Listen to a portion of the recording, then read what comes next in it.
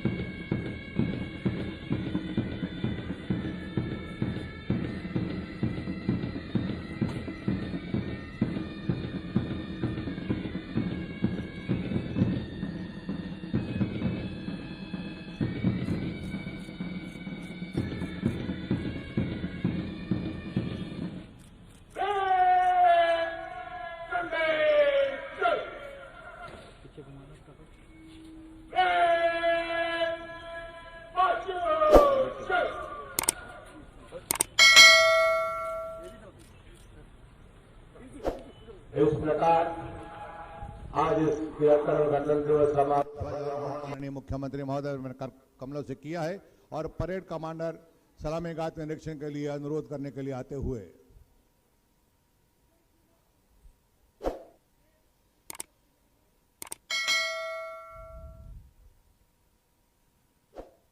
उनके अनुरोध को स्वीकार करते हुए माननीय मुख्यमंत्री महोदय सलामी गार्ड के निरीक्षण के लिए इस बहुत ही साफ सुथरी सजी धजी जीप, जिसको के रोमिल सिंह हेड कांस्टेबल बहुत ही लयबद्ध तरीके से चलाएंगे,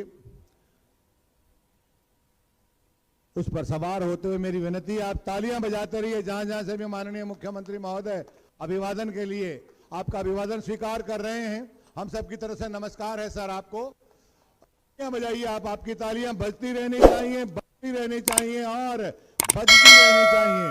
माननीय महोदय ने अपने कर्मों से इस देश की आन मान आया है। तिरंगा जिसको फहराने को माताओं के सपूत, अनेकों बहनों के भाई और अनेकों सुहागिनों के सुहाग कुर्बान हुए, तब जाकर ये तिरंगा फहराने का हमें सौभाग्य मिला है। वो तिरंगा जो इस देश की आन मान और शान है, जिस तिरंगे के 3 रंग अपने अपने जो खासियत रखते हैं, केसरिया शौर्य, साहस और तपस्या, त्याग का प्रतीक, श्वेत शांति और प्रगति का प्रतीक, हरा रंग समृद्धि और खुशहाली का प्रतीक, और उसके बीच में अशोक के सारनाथ स्थित स्तंभ की जो कंगनी है, उसके 24 पंखुड़ियों का ये चक्र जो सतत सेवा करने की भावना देता रहता है, सतत हमेशा ये संदेश कि हमें कार्य करते रहना है। माननीय मुख्यमंत्री महोदय अपने सामीप्य से इन टुकड़ियों को उत्साह देते हुए, प्रेरणा देते हुए, जो गुज़िश्ता 15-20 दिन से लगातार बावजूद विपरीत मौसम के, बावजूद विपरीत परिस्थितियों के, जिन्होंने बहुत मेहनत की है, वो अपनी तैयारी को यहां प्रदर्शित करने जा रहे हैं।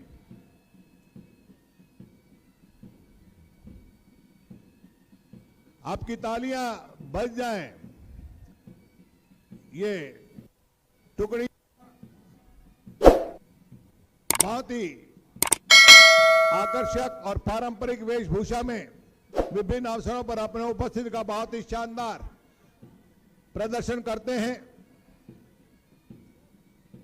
और अपने बीच माननीय मुख्यमंत्री महोदय श्री मनोहर लाल जी को पाकर बहुत ही प्रफुल्लित और हर्षित हैं।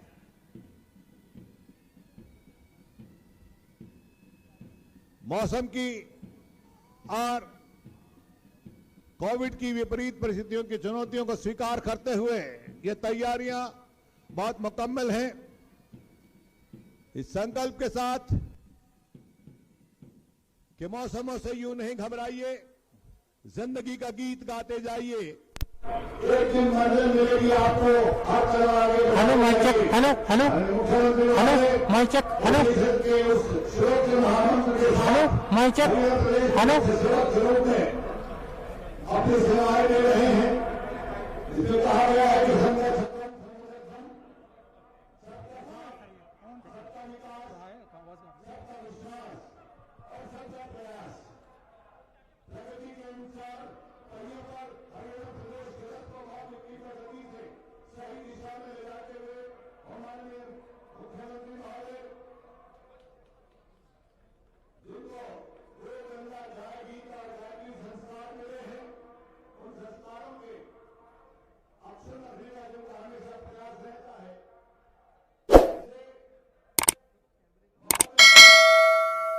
विधानसभा में आपकी गरिमा को चांदा लाते हैं। विभिन्न मुद्दों पर जब माहौल गर्माहट में होता है तो अपनी बात वैभव और शैली के माध्यम से उसे बहुत ही सहज कर देते हैं। उसका छोटा सा नमूना आपने देखा होगा जब उन्होंने एक चुटकी ली थी 7/7/15 की।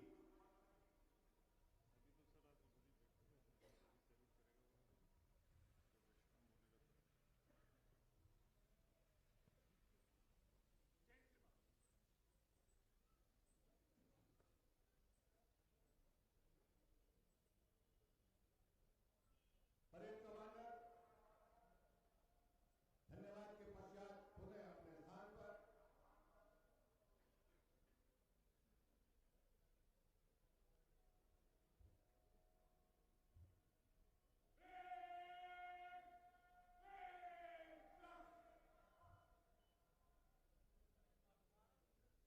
मैं माननीय मुख्यमंत्री महोदय से आप सबकी तरफ से आग्रह कर रहा हूं कि आज के इस संदर्भ में अपना उद्बोधन दें और हमें भावी मार्गदर्शन दें। जोरदार तालियां माननीय मुख्यमंत्री महोदय के लिए बजाइए।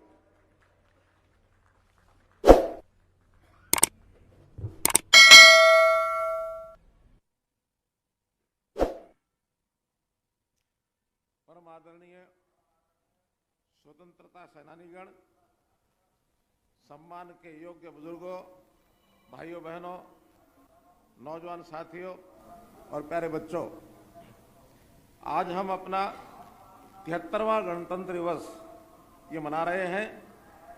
इस पावन पर्व पर मैं सभी प्रदेशवासियों को हार्दिक बधाई देता हूं। गर्मी सर्दी की परवाह किए बिना दिन रात देश की सरहदों की निगरानी करने वाले जवानों को मैं गणतंत्र दिवस की विशेष रूप से बधाई देता हूं। मैं स्वतंत्रता सेनानियों व उनके परिजनों का हार्दिक अभिनंदन करता हूं। आज अंबाला की इस वीर भूमि पर तिरंगा फहराना मेरे लिए गर्व और गौरव का विषय है। देश पर मर मिटने वाले शहीदों के खून से पवित्र हुई इस भूमि को मैं शत शत नमन करता हूं। यहां से उठी चिंगारी ने न केवल प्रथम स्वतंत्रता संग्राम का रूप धारण कर भारत में ईस्ट इंडिया कंपनी के शासन का अंत किया, बल्कि आगे चल करके ऐसा विशाल जन आंदोलन खड़ा कर दिया जिसके बलबूते हम 1947 में ब्रिटिश शासन को उखाड़ फेंकने में सफल रहे। अंबाला की इस वीर भूमि पर स्वतंत्रता संग्राम के अमर शहीदों की याद में एक अंतर्राष्ट्रीय स्तर का भव्य शहीदी स्मारक बनाया जा रहा है। अंबाला 1857 को क्रांति के इतिहास में दर्ज है और आज के इस वैज्ञानिक युग में भी अपने वैज्ञानिक उपकरणों के उत्पादन के लिए भी अपनी एक विशेष पहचान बनाए हुए है। महाभारत की अंबालिका की बात हो, कभी यहाँ बड़े पैमाने पर रहे आमों के बाग की बात हो, या नौरंगाय तालाब की बात हो जहाँ विष्णु जी वामन अवतार में विराजे हैं, या फिर माता अंबिका के स्थान की बात हो, अंबाला की अपनी पहचान और अपनी कहानियां हैं। गणतंत्र दिवस के इस पावन पर्व के साथ आज़ादी के आंदोलन में त्याग, तप और बलिदान की अनेक यादें जुड़ी हैं। मैं आज़ादी के लिए अपने प्राणों को न्यौछावर करने वाले ज्ञात अज्ञात शहीदों को नमन करता हूं। साथ ही मैं उन वीर जवानों को सलाम करता हूं जिन्होंने देश की एकता व अखंडता के लिए अपने प्राण न्यौछावर कर दिए। ऐसे वीरों की स्तुति करते हुए राष्ट्रकवि रामधारी सिंह दिनकर ने कहा है, जिनकी चढ़ती हुई जवानी खोज रही अपनी कुर्बानी, जिनकी चढ़ती हुई जवानी खोज रही अपनी कुर्बानी, जलन एक जिनकी अभिलाषा, मरण एक जिनका त्योहार, नमन मेरा मेरा शतबार। साथियों, 26 जनवरी 1950 का वह दिन जब भारत का संविधान लागू हुआ, उस दिन केवल भारत का संविधान लागू नहीं हुआ था, बल्कि हमने उसे अंगीकार और आत्मसात किया था, जिसके परिणाम स्वरूप भारतवर्ष को विश्व का सबसे बड़ा गणतंत्र बनने का गौरव प्राप्त हुआ। इस अवसर पर मैं संविधान शिल्पी बाबा साहब डॉक्टर भीमराव अंबेडकर समेत संविधान सभा के सभी सदस्यों को नमन करता हूं। संविधान को बनाने में 2 साल 11 महीने लगे थे, लेकिन हमें संविधान को लाने में 200 साल लगे थे। इन 200 सालों में हमने बहुत कुछ देखा था, बहुत कुछ जाना था, समझा था, तब जाकर संविधान सामने आया था। भारत का संविधान केवल शब्दों में नहीं लिखा गया, बल्कि हमारी सोच को दुनिया के नक्शे पर लिखा गया था। भारत में संविधान है, केवल ऐसा नहीं है, बल्कि संविधान में भारत बसता है। हमारा संविधान हर एक भारतीय की आत्मा की आवाज है। अंग्रेज जब भारत को छोड़कर जा रहे थे, तब उन्हें शंका थी कि भारत रहेगा या नहीं। गणतंत्र के रूप में पिछले 70 सालों में हमने केवल अपने आप को स्थापित ही नहीं किया, बल्कि दुनिया को भी बताया है कि गणतंत्र कैसा होता है। भारत में गणतंत्र केवल व्यवस्था और सोच में ही नहीं, बल्कि हमारे खून में भी है। हरियाणा गीता की धरती है। कर्मण्येवाधिकारस्ते हमारा मूल मंत्र है। खेती हमारा कर्म, देशभक्ति और राष्ट्र सेवा हमारा धर्म और खेल हमारा जनून है। और आज यही जनून दिल्ली में राजपथ पर दिखाई दे रहा है। जब हरियाणा की झांकी 26 जनवरी की परेड में शामिल है, मैं उसकी भी आप सभी को बधाई देता हूं। हमारे लिए गणतंत्र के मायने केवल कागजों तक या व्यवस्था तक नहीं है। गणतंत्र वो है जिसे जनता महसूस कर सके और जिसमें न केवल उसके लिए काम हो, बल्कि उसकी भागीदारी भी हो। प्रधानमंत्री नरेंद्र मोदी जी ने गणतंत्र की इसी भावना के अनुरूप सबका साथ, सबका विश्वास, सबका विकास, सबका विश्वास और सबका प्रयास, ये मूल मंत्र दिया है। उनके इस मूल मंत्र पर चलते हुए गत 7.25 सालों में हमने एक एक पल प्रदेश की बेहतरी के लिए लगाया है। हरियाणवी एक के भाव से हर क्षेत्र और हर वर्ग का विकास किया है। भाइयों बहनों, आज हम जब आज़ादी का अमृत उत्सव मना रहे हैं, तो हमें इस बात का विश्लेषण करने की आवश्यकता है कि स्वतंत्रता के 75 वर्ष और गणतंत्र के 72 वर्ष के इस कालखंड में हमने क्या हासिल किया है। निसंदेह आज़ादी के बाद राष्ट्र ने उल्लेखनीय प्रगति की है, परंतु इस दौरान कई ऐसे अनसुलझे मुद्दे रह गए जो समय बीतने के साथ साथ राजनीतिक इच्छा शक्ति के अभाव में नासूर बनते चले गए। अंततः वर्ष 2014 में श्री नरेंद्र मोदी जी के नए संकल्प और मजबूत इरादों के साथ प्रधान सेवक के रूप में राष्ट्र सेवा का दायित्व ग्रहण किया। प्रधानमंत्री जी ने कई ऐतिहासिक फैसले लेकर न केवल ऐतिहासिक गलतियों को सुधारने का काम किया, बल्कि इससे दुनिया भर में भारत का गौरव और प्रतिष्ठा भी बढ़ी है। प्रधानमंत्री जी ने अमर स्वतंत्रता सेनानी नेताजी सुभाष चंद्र बोस की जयंती को पराक्रम दिवस के रूप में मनाने की पहल की है। इस साल नेताजी की 125वीं जयंती के उपलक्ष्य में उन्होंने ये भी निर्णय लिया है कि अब हर साल गणतंत्र दिवस के कार्यक्रमों की शुरुआत 24 जनवरी की अपेक्षा नेताजी के जन्मदिन 23 जनवरी से होगी। प्रधानमंत्री जी ने देश हित में सर्ववंशदानी सिखों के 10वें पातशाह श्री गुरु गोविंद सिंह जी के प्रकाश पर्व पर उनके साहबजादे जोरावर सिंह और फतेह सिंह के शहीदी दिवस 26 दिसंबर को हर वर्ष वीर बाल दिवस के रूप में मनाने का ऐतिहासिक निर्णय लिया है। इससे हमारी नई पीढ़ियों को देशभक्ति की प्रेरणा मिलेगी। देश के पहले उप प्रधानमंत्री और गृह मंत्री लोकपुरुष सरदार वल्लभ भाई पटेल ने 562 रियासतों का विलय करके राष्ट्र को एकता के सूत्र में पिरोने का असाध्य कार्य किया था। हैदराबाद और जूनागढ़ जैसी रियासतों का विलय करवाने के बावजूद जम्मू कश्मीर के मुद्दे को लेकर सरदार पटेल के मन में भी कहीं ना कहीं एक टीस थी। प्रधानमंत्री श्री नरेंद्र मोदी ने जम्मू और कश्मीर से अनुच्छेद 370 व धारा 35A को हटाकर कश्मीर से कन्याकुमारी तक उनका अखंड भारत का सपना ये साकार किया। यह निर्णय कश्मीर घाटी में शहीद हुए हमारे जवानों के साथ साथ देश की अखंडता के लिए शहादत देने वाले डॉक्टर श्यामा प्रसाद मुखर्जी को भी सच्ची श्रद्धांजलि है। इस निर्णय से एक विधान, एक निशान और एक प्रधान का उनका सपना साकार हुआ है। इससे पहले वर्ष 2016 में सर्जिकल स्ट्राइक को अंजाम देकर प्रधानमंत्री श्री नरेंद्र मोदी ने दुनिया को बता दिया कि भारत कोई सॉफ्ट टारगेट नहीं है। इसी तरह उन्होंने अयोध्या में भगवान श्री राम के भव्य मंदिर की आधारशिला रखकर करोड़ों देशवासियों की आस्था को मजबूती दी है। नागरिकता संशोधन कानून लाकर अपने ही देश में शरणार्थी का जीवन जी रहे लाखों लोगों को नागरिकता देने का काम किया है। 3 तलाक पर प्रतिबंध लगाने से हमारी मुस्लिम बहनों के जीवन में एक नए बदलाव की शुरुआत हुई है। उन्होंने वन पेंशन की वर्षों पुरानी मांग को पूरा करके वीर सैनिकों का मनोबल बढ़ाया है। भाई बहनों, हम अपने शहीदों के बलिदानों का कर्ज तो नहीं चुका सकते, लेकिन उनके परिजनों की देखभाल करके उनके प्रति अपनी कृतज्ञता अवश्य जता सकते हैं। इसी उद्देश्य से प्रदेश में स्वतंत्रता सेनानियों व उनकी विधवाओं को 25,000 रुपये मासिक पेंशन दी जाती है। वीर गति को प्राप्त होने वाले सैनिकों व अर्ध सैनिकों के परिवारों को दी जाने वाली एक्स ग्रेशिया ग्रांट 20 लाख रुपए से बढ़ाकर 50 लाख रुपए की गई है। भूतपूर्व सैनिकों और उनकी विधवाओं को दी जाने वाली विभिन्न प्रकार की पेंशनों में बढ़ोतरी की गई है। हमने शहीदों के 345 आश्रितों को सरकारी नौकरियां दी है। इस समय आजादी के 75वें वर्ष में प्रधानमंत्री श्री नरेंद्र मोदी जी के आह्वान पर आजादी का अमृत महोत्सव मनाया जा रहा है।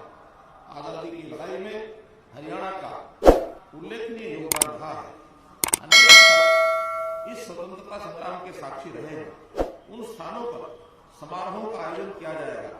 इसमें अनेक परिवारों के वीर सपूतों ने कुर्बानियां दी हैं। महोत्सव के दौरान 15 अगस्त 2023 तक जन भागीदारी के साथ करीब 2000 कार्यक्रम आयोजित करके उन परिवारों को सम्मानित किया जाएगा। मैं प्रदेश की जनता से अपील करता हूं कि आप आजादी का अमृत महोत्सव में किसी न किसी प्रकार से अपनी भागीदारी अवश्य करें। हमारा भारतवर्ष विविधताओं से भरा देश है। इन विविधताओं के बावजूद राष्ट्रीयता और देश प्रेम की भावना हमें एक सूत्र में पिरोए हुए है। यही हमारे गणतंत्र की मूल भावना है। समान विकास की दिशा में पूरे प्रदेश में बड़ी बड़ी परियोजनाएं ये हमने स्थापित की हैं। हर जिले की परियोजनाओं की सूची तो बहुत लंबी है, इसलिए कुछ एक का जिक्र आज मैं अवश्य करना चाहूंगा। प्रदेश में 17 नए राष्ट्रीय राजमार्ग घोषित किए गए हैं। इनमें से 11 पर कार्य जारी है। इनके बन जाने के बाद हर जिला राष्ट्रीय राजमार्ग से जुड़ जाएगा। क्लस्टर अप्रोच के तहत सभी क्षेत्रों में पर्याप्त संख्या में विद्यालय और 20 किलोमीटर के दायरे में एक कॉलेज खोला गया है। हर जिले में मेडिकल कॉलेज तथा विश्वविद्यालय खोलना हमारा लक्ष्य है। हर जिले में 200 बेड का अस्पताल खोला जा रहा है। सभी जिलों में मिनी क्लस्टर विकास कार्यक्रम के तहत उद्योगों के मिनी क्लस्टर ये बनाए जा रहे हैं। हम हर क्षेत्र की आर्थिक स्थिति को मजबूत करने के लिए ब्लॉक स्तर पर लघु व मध्यम उद्योगों के क्लस्टर स्थापित कर रहे हैं। हर जिले में एक उत्पाद को बढ़ावा दिया जा रहा है। प्रिय प्रदेशवासियों, हमने जन सेवा का दायित्व संभालते ही सुशासन से सेवा का संकल्प लिया था। इसे पूरा करने की दिशा में अब हम अंत्योदय के लक्ष्य की ओर बढ़ रहे हैं। महामना पंडित दीनदयाल उपाध्याय मानते थे कि तरक्की का लाभ समाज में आखिरी पायदान पर खड़े व्यक्ति तक पहुंचना चाहिए। यही अंत्योदय है। इस वर्ष को हम अंत्योदय उत्थान वर्ष के रूप में मना रहे हैं। मेरे लिए गणतंत्र वो नहीं है जिसमें चंद लोग बोलते रहे, जो अपनी बात कह भी नहीं पाता उसकी आवाज बनना, ये मेरे लिए सही मायनों में गणतंत्र है। इसलिए हम अंत्योदय परिवार उत्थान योजना लेकर आए और हम लोगों के पास गए जिन्हें हमारी जरूरत थी। यह गणतंत्र है।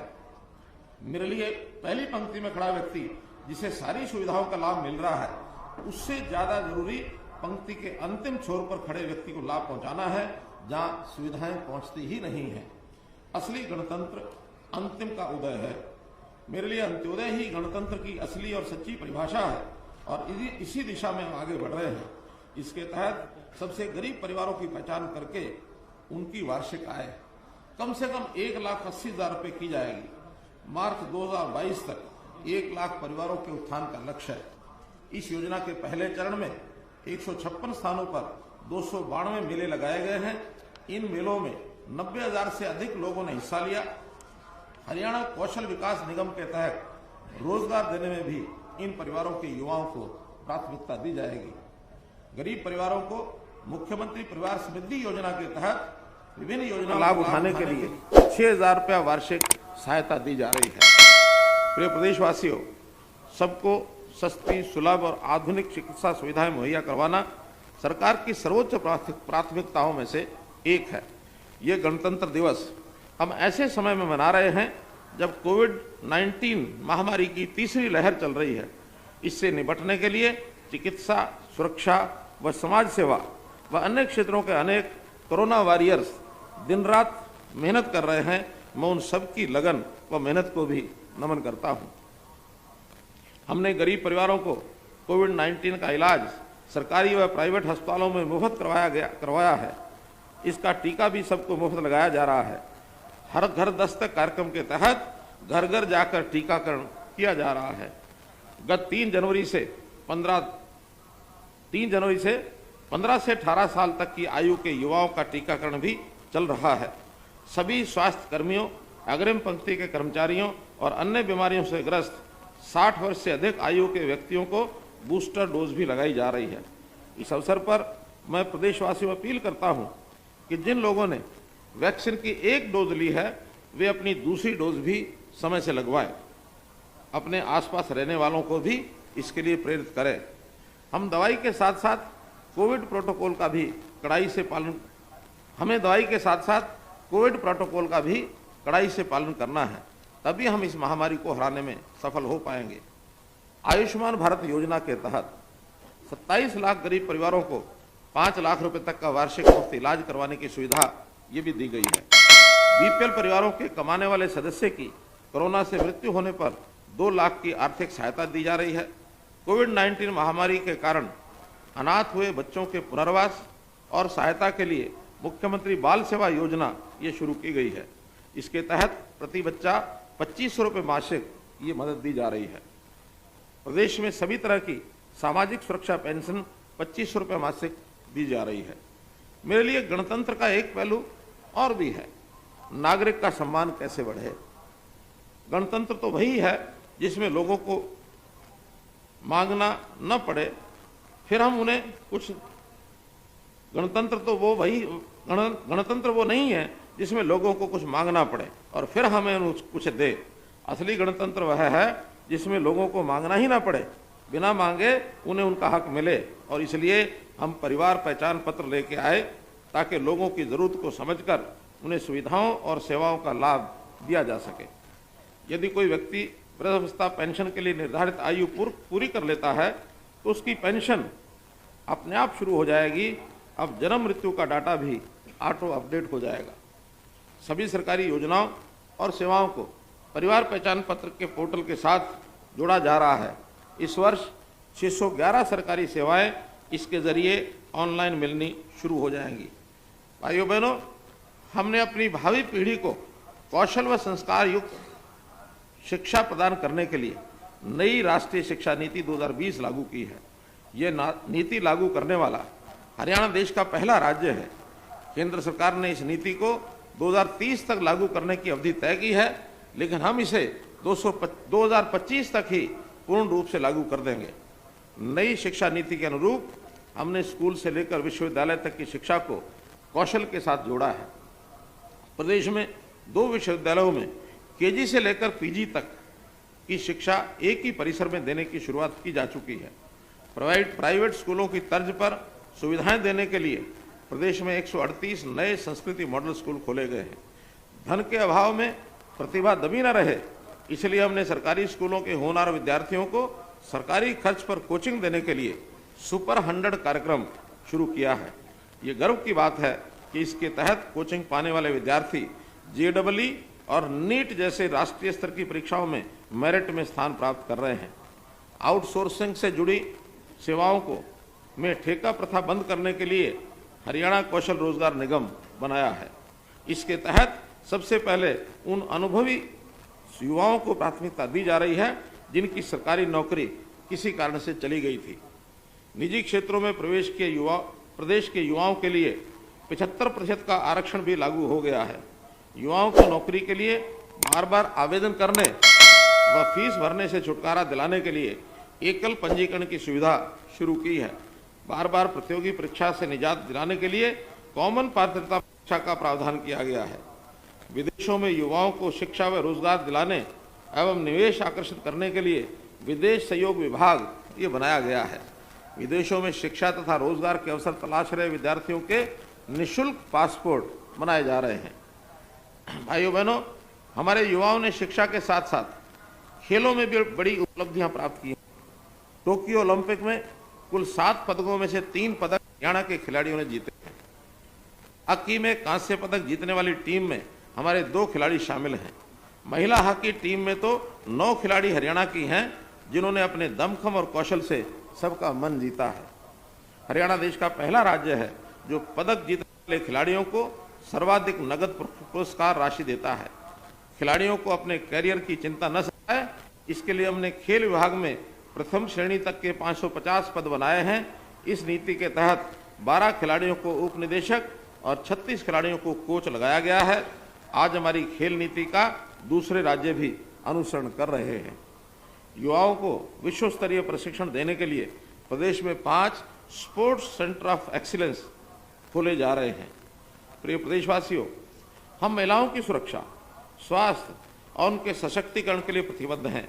इस दिशा में हमने पंचायती राज संस्थाओं में महिलाओं को 50% प्रतिनिधित्व दिया है। महिला सुरक्षा को सुदृढ़ करने के लिए पुलिस में महिलाओं की संख्या 15% की जा रही है। मुझे ये बताते हुए खुशी हो रही है कि माननीय प्रधानमंत्री श्री नरेंद्र मोदी जी के बेटी बचाओ बेटी पढ़ाओ कार्यक्रम के परिणाम स्वरूप प्रदेश में लिंगानुपात दर वर्ष 2014 के 871 के मुकाबले अब 914 हो गई है। छात्राओं की सुरक्षा को ध्यान में रखते हुए 9वीं से 12वीं तक की छात्राओं के लिए छात्रा परिवहन सुरक्षा योजना आरंभ की गई है। इसके अलावा बस अड्डों व बसों में सीसीटीवी कैमरा ये लगाए जा रहे हैं। महिलाओं को स्वस्थ रखने के लिए मुख्यमंत्री दुग्ध उपहार योजना, प्रधानमंत्री मातृवंदना योजना और महिला एवं किशोरी सम्मान योजना जैसी योजनाएं चलाई जा रही हैं। मेरे किसान भाइयों, कृषि हमारी अर्थव्यवस्था का आधार है, इसलिए हम किसान भाइयों का जीवन स्तर ऊंचा उठाने के लिए हर संभव प्रयास कर रहे हैं। एमएसपी पर फसल खरीद की बात हो या प्राकृतिक आपदा से फसल सुरक्षा का विषय, सरकार बीज से बाजार तक हर कदम पर किसान के साथ खड़ी है। आज एमएसपी पर 14 फसलों की खरीद करने वाला हरियाणा देश का एकमात्र राज्य है। इसके अलावा हमने गन्ने का भाव भी देश में सर्वाधिक 362 रुपये प्रति क्विंटल दिया है। हमने मेरी फसल मेरा ब्यौरा पोर्टल से फसलों की खरीद को सुविधाजनक बनाया है। इस पोर्टल पर पंजीकरण करवाने वाले किसानों की फसल की खरीद प्राथमिकता के आधार पर की जाती है। पिछले 3 खरीद सीजनों में किसानों को 40,000 करोड़ रुपए से अधिक उनके खातों में सीधा ये डाला गया है। प्राकृतिक आपदा से नुकसान की भरपाई के लिए 21 फसलों को मुख्यमंत्री बागवानी बीमा योजना में कवर किया गया है। हाल ही में हमने फल व सब्जियों पर लगने वाली मार्केट फीस खत्म की है। प्रदेश में बागवानी फसलों के संरक्षित मूल्य देने के लिए भावांतर भरपाई योजना चलाई जा रही है। हमने बाजरे के लिए भी भावांतर भरपाई योजना शुरू की है। इसके तहत 600 रुपये प्रति क्विंटल इस वर्ष भावांतर के रूप में दिया गया है। ये योजनाएं लागू करने वाला हरियाणा देश का पहला राज्य है। फल एवं सब्जियों की ग्रेडिंग, भंडारण व मार्केटिंग के लिए 639 FPO से लगभग 85,000 किसानों को जोड़ा गया है। पशुपालन भी हमारी आजीविका का प्रमुख साधन है। इसे बढ़ावा देने के लिए हमने किसान क्रेडिट कार्ड की तर्ज पर पशुधन किसान क्रेडिट कार्ड योजना शुरू की है। इसमें लगभग 73,000 पशुपालकों को 918 करोड़ रुपए के ऋण दिए गए हैं। कम पानी की फसलों को बढ़ावा देने के लिए मेरा पानी मेरी विरासत योजना शुरू की गई है। अब इसमें एग्रो फॉरेस्ट्री को भी जोड़ा गया है। कम पानी में अधिकतम सिंचाई के लिए सूक्ष्म सिंचाई योजना, फव्वारा संयंत्र प्रणाली, टपका सिंचाई और भूमिगत पाइपलाइन बिछाने जैसी योजनाओं पर 85% तक सब्सिडी दी जा रही है। ये सब इसलिए किया जा रहा है कि जो पानी की कठिनाई है आने वाली पीढ़ी को वो ना हो, इसलिए पानी को बचाना, पानी का दुरुपयोग रोकना और पानी को रीयूज करना, ये हमारी सब प्राथमिकताएं हैं। प्रदेशवासियों, पंचायतें गांव की सरकार हैं, इसलिए हमने इन्हें निरंतर सशक्त बनाया है। ग्रामीण विकास विभाग की सभी योजनाएं जिला परिषदों को हस्तांतरित की गई हैं। इनमें जिला ग्रामीण विकास एजेंसी मनरेगा, सांसद आदर्श ग्राम योजना, प्रधानमंत्री आवास योजना, ग्रामीण स्वर्ण जयंती खंड उत्थान योजना, स्वच्छ भारत मिशन ग्रामीण इत्यादि शामिल हैं। हरियाणा देश का पहला राज्य है जिसने शासन में स्थानीय निकाय संस्थाओं की अधिक भागीदारी करने के लिए अंतर जिला परिषद का गठन किया है। जिला परिषद के अध्यक्ष को DRDA का चेयरमैन बनाया गया है। मतदाताओं को राइट टू रिकॉल दिया है। हमने पंचायती राज संस्थाओं के प्रतिनिधियों को पेंशन देकर उनका सम्मान बढ़ाया है। सभी नगर निकायों को शक्तियों के विकेंद्रीकरण के लिए कई कदम उठाए हैं। शहरी निकायों को मजबूत बनाने के लिए हमने मेयर व चेयरमैन का प्रत्यक्ष चुनाव करवाया है। पंचायती राज संस्थाओं और शहरी स्थानीय निकायों की वित्तीय स्थिति मजबूत करने के लिए संपत्ति के पंजीकरण पर स्टाम्प शुल्क का 2% राजस्व उन्हें प्रदान किया गया है। एक समय था लोग मांग पत्र लेकर के घूमते थे, गांव में ये काम करवा दो, वह काम करवा दो, लेकिन हम इसके लिए ग्राम दर्शन लेके आए। इसके लिए किसी ने हमें कहा नहीं था, हमने फिर भी कहा कि आपका हक बनता है, गांव का विकास होना चाहिए, इसलिए आपको कहीं जाने, कहीं भटकने की जरूरत नहीं है। मात्र ग्राम दर्शन पोर्टल खोलिए, अपनी समस्या और अपनी मांग उसके अंदर डालिए, आपका काम घर बैठे हो जाएगा। और आज उसी तर्ज पर हम शहर दर्शन लेकर आ रहे हैं। शहर के कामों को करवाने के लिए भी अब आपको कहीं नहीं जाना पड़ेगा। लोग अपने कामों के लिए, सरकारी सेवाओं के लिए आवेदन देते थे, समय पर काम होता नहीं था, सेवाएं मिलती नहीं थी। हमने कहा कि ये गलत है। हम ऑटो अपील सिस्टम लेकर के आए कि अब व्यक्ति आवेदन देकर घर बैठे, अधिकारी की जिम्मेदारी है उसे समय पर काम करके देने की। अगर नहीं दिया तो अपने आप अपील हो जाती है और अधिकारी पर जुर्माना लग जाता है।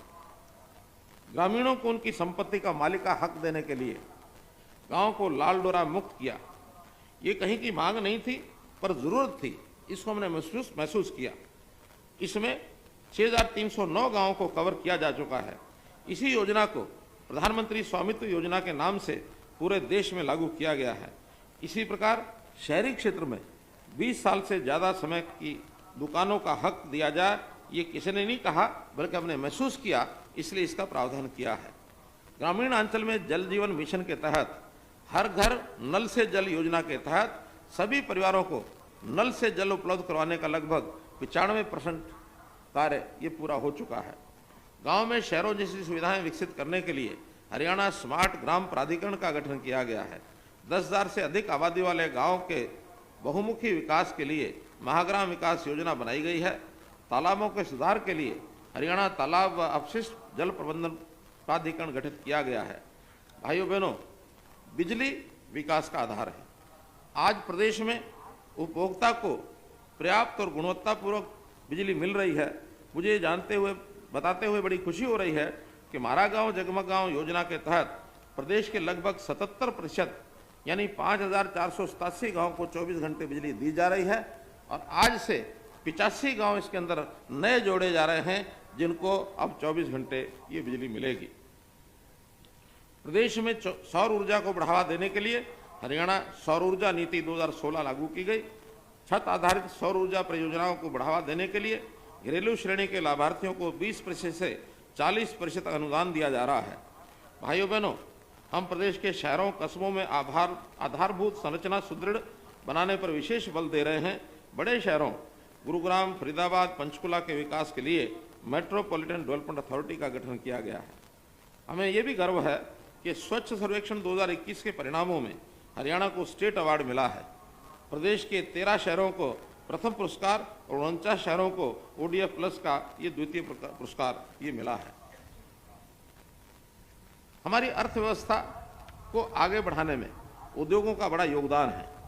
रोजगार सृजन में भी उनकी अहम भूमिका होती है। इसलिए हमने हरियाणा उद्यम रोजगार नीति 2020 लागू की है।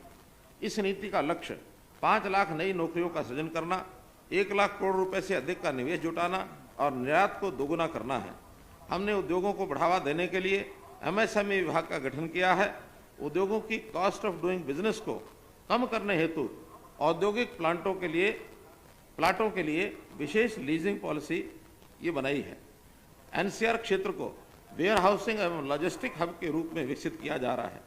हमने कृषि एवं खाद्य संस्करण नीति 2018 के तहत मेगा फूड पार्क और कृषि प्रसंस्करण उद्योग से जुड़ी 200 करोड़ रुपए की कुल 15 परियोजनाओं को मंजूरी दी है।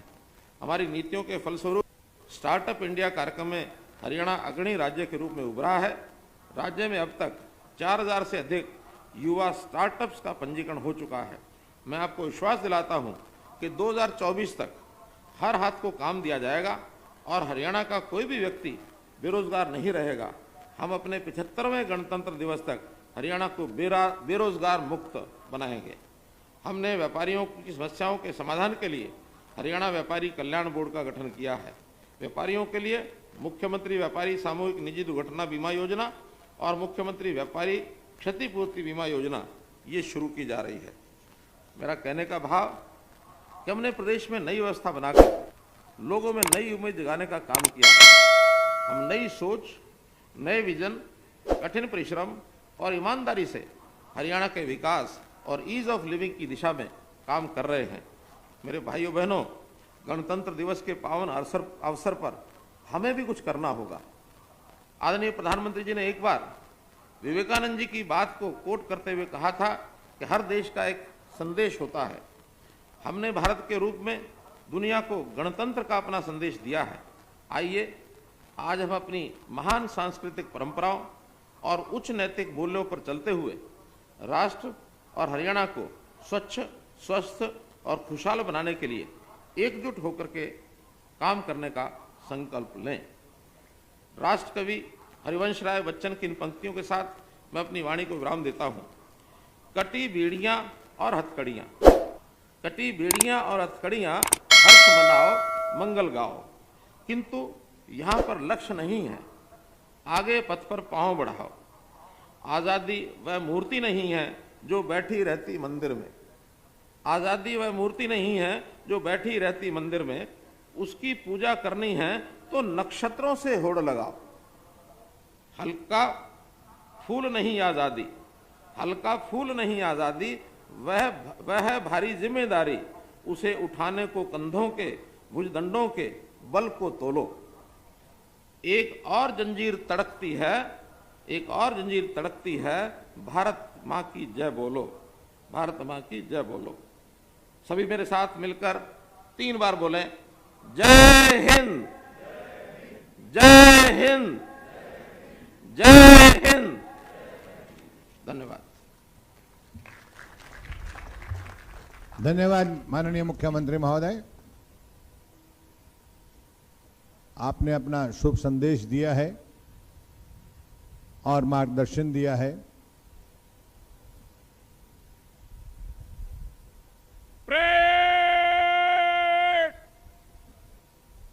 सावधान,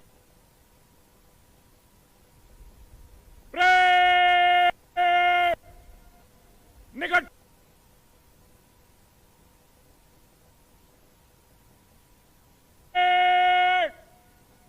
कंधे शस्त्र,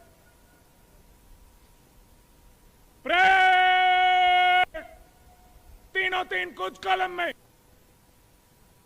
दाहिने मुड़। माननीय मंत्री महोदय जो आज के इस 73वें गणतंत्र दिवस समारोह के मुख्य अतिथि के रूप में हमें अपना आशीर्वाद दे रहे थे, उन्होंने इस देश की आज़ादी में जिन विभूतियों ने अपना योगदान दिया उनको याद किया है। 1857 के गदर के बहादुर शाह जफर, लक्ष्मीबाई, नाना साहब, तात्या टोपे राव, तुलाराम प्रसाद बिस्मिल, खुदीराम बोस, लाला लाजपत राय, बाल गंगाधर तिलक, विपिन चंद्र पाल, चंद्रशेखर आजाद, भगत सिंह, राजगुरु, सुखदेव,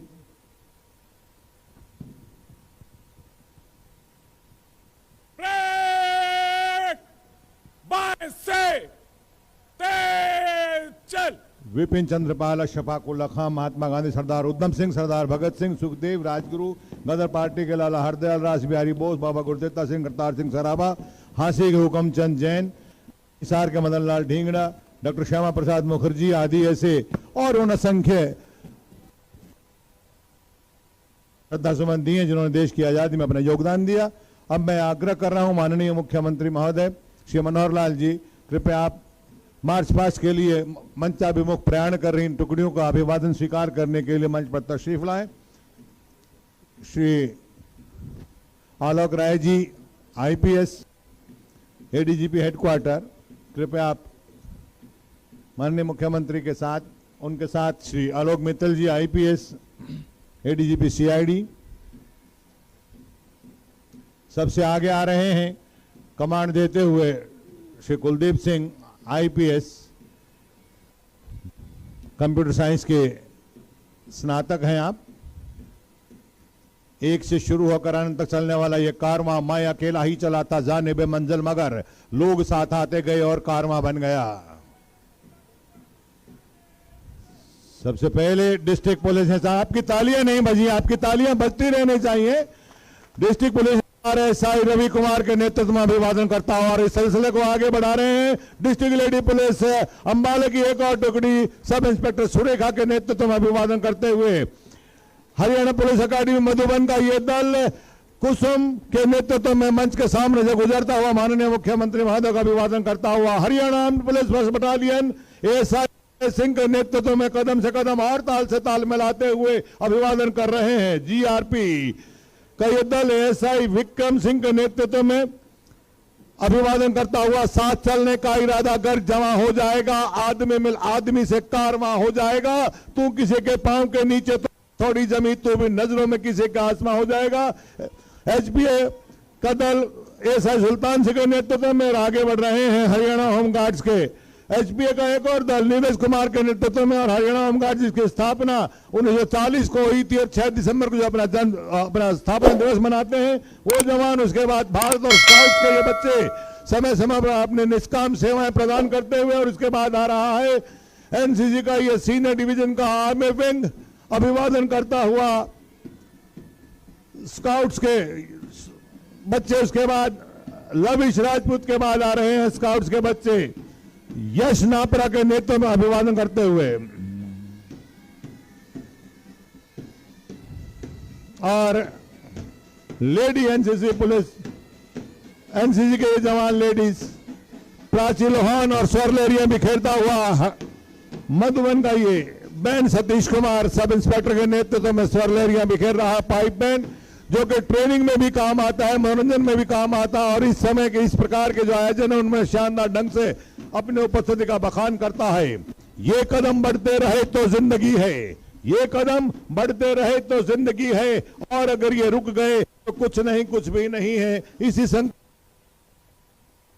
के सामने से यहां अभिवादन करते हुए समारोह में अपने उपस्थिति का बखूबी ये जाहिर करते हुए